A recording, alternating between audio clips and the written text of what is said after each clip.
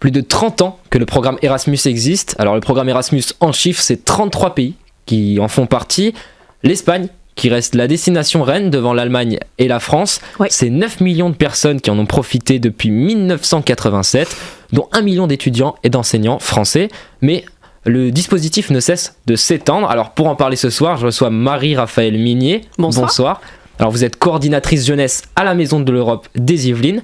On va découvrir ensemble, à travers des témoignages, que les possibilités offertes pour vivre des expériences à l'étranger sont nombreuses. Ok. Mais un peu d'histoire pour commencer. Comment est né ce projet Erasmus ? Alors, vous venez de le dire, le programme Erasmus a fêté l'année dernière ses 30 ans, donc il est né en 1987.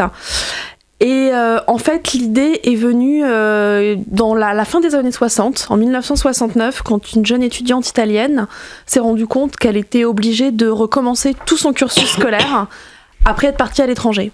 Donc l'idée, ça a été de se dire, et comment faire pour que mes études et mes projets à l'étranger fassent partie intégrante de mon cursus et que je perde plus de temps. Voilà. D'accord. Et ensuite, donc il y a eu le programme Erasmus. Le programme Erasmus Plus est né. Oui.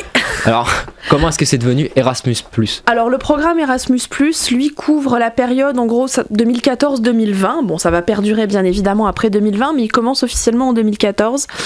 Dans le but de soutenir toutes les actions d'enseignement, formation, jeunesse et sport, puisque le programme Erasmus, lui, ne s'adressait qu'aux étudiants qui allaient étudier un semestre à l'étranger. Le programme Erasmus+, voit plus large, et il vise à donner aux étudiants, aux stagiaires, au personnel de la formation et de l'encadrement, et plus globalement aux jeunes de moins de 30 ans sans diplôme, D'accord. une possibilité d'aller à l'étranger.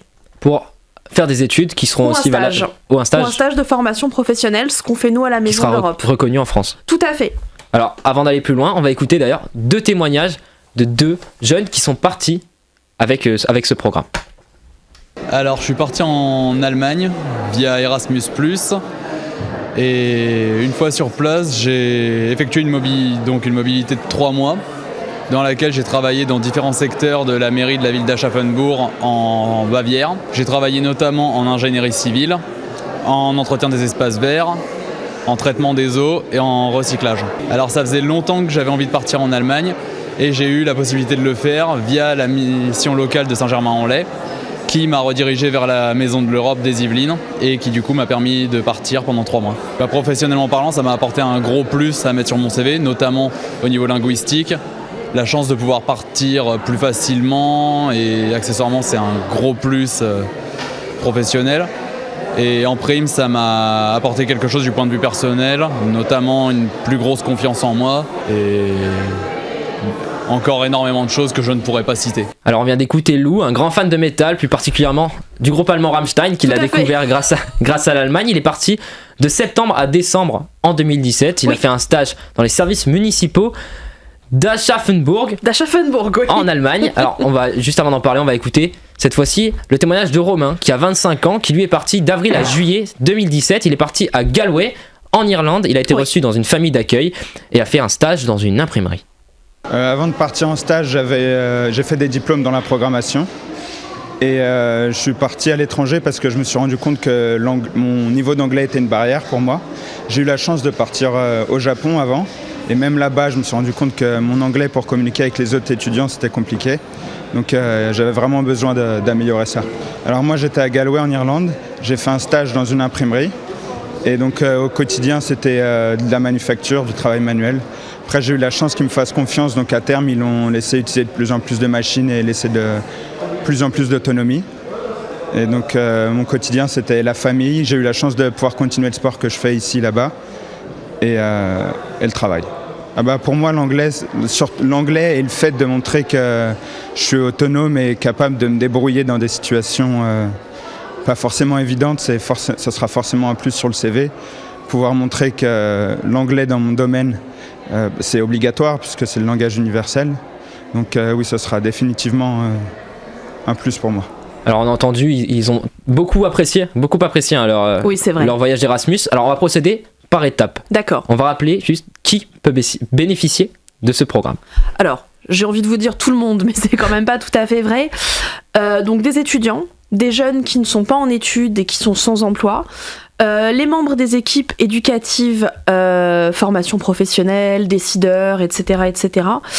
Les jeunes hors système éducatif, et voilà, globalement. Et pour info, c'est sans condition d'âge à partir du moment où on appartient au dispositif, puisque le doyen Erasmus qui va partir faire un semestre d'études a 80 ans.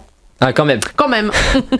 Donc on peut attendre un peu, si on reprend nos études, on peut partir. Vous pouvez attendre un petit peu, oui. Alors justement, à qui est-ce qu'on doit s'adresser? Les gens qui nous écoutent, ils se disent, effectivement, je trouve ça bien, j'ai envie de faire un Erasmus, qui doivent voir? Alors, si vous êtes étudiant, il faut se rapprocher de votre université et de votre école, puisque maintenant la mobilité s'est quand même beaucoup démocratisée, beaucoup développée. Donc il y a souvent un bureau des relations internationales qui va vous indiquer comment, pourquoi, etc. Sachez tout de même qu'en tant que particulier, vous ne pouvez pas prétendre à un dispositif. Vous devez intégrer une structure d'envoi, université, Maison de l'Europe, qui va vous aiguiller et vous trouver le programme adéquat. Par exemple, nous, à la Maison de l'Europe, on fait partir une vingtaine de jeunes par an, en partenariat avec les missions locales qui sélectionnent les jeunes en amont. Et comment se fait d'ailleurs cette sélection? Alors, le jeune, au cours de son parcours d'insertion ou de réinsertion à la mission locale, a un conseiller référent. Et quand les deux se rendent compte que la mobilité serait réellement un atout, une plus-value et parfois une nécessité pour le jeune, ils remplissent un dossier qui est ensuite validé à la Maison de l'Europe avec les conseillers missions locales, nos bénévoles, etc. Et ensuite, les jeunes sont formés pendant 2 mois chez nous et partent ensuite 3 mois en stage. Alors, à quel moment, dans un parcours professionnel ou scolaire, vous l'avez dit, hein, la mobilité doit-elle ou peut-elle survenir grâce à ce programme? Il n'y a pas de bon moment, il n'y a que des bons moments. En fait, en France, on est assez frileux sur tout ce qui est éducation non formelle. Les parents ont toujours peur de laisser partir leur enfant, soit juste après le bac parce qu'il n'a pas encore commencé ses études, ou juste après sa licence parce qu'il devrait continuer vers un master, ou bah non, là il faudrait d'abord qu'il cherche du travail parce qu'il est au chômage. Mais ce sera toujours le bon moment pour apprendre, pour découvrir, pour se perfectionner, pour mieux maîtriser une langue. Ce sera bénéfique à n'importe quel moment d'un parcours. Alors, il y a plusieurs projets qui sont en cours aussi avec le programme Erasmus, Move in Europe 8 et Move in Europe 9, tout à fait. Qui concernera 22 jeunes. Oui. Alors, qu'est-ce qu'il y a à la clé?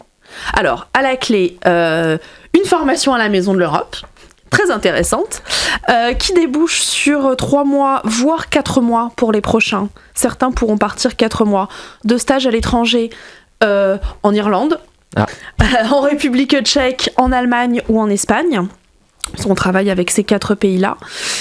Et à la fin de leur stage de 3 ou 4 mois, un Europass Mobilité qui leur sera délivré, un document Europass Mobilité. Et c'est quoi ce document? Ça a quelle valeur, cet Europass? Alors, c'est pas un diplôme, mais c'est pas pour ça que ça a pas de valeur. C'est vraiment un certificat authentifié par la Commission européenne avec un numéro qui est unique et personnalisé pour chacun des jeunes qui part, et qui atteste de toutes les compétences qu'ils ont acquises pendant leur stage, de leur niveau de langue, mais pas seulement les compétences professionnelles, ça fait aussi état de tous les savoir-être, de tout ce qui a progressé, de tout ce qui s'est amélioré au cours de ce stage, et c'est vraiment un document qui peut être produit devant un employeur.